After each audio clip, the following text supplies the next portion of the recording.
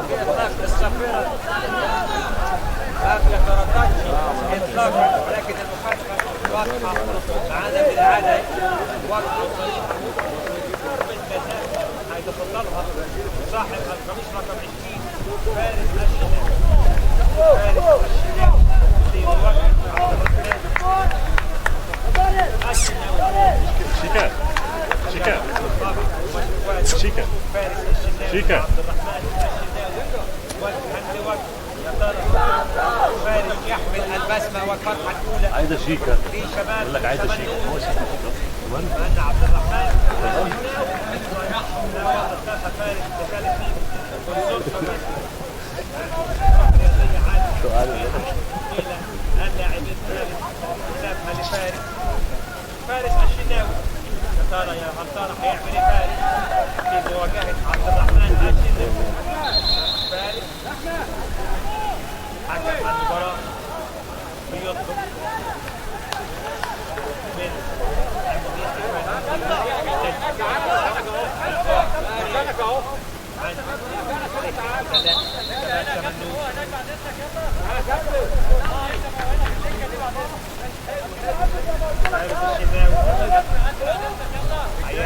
فارس صاحب القميص رقم 20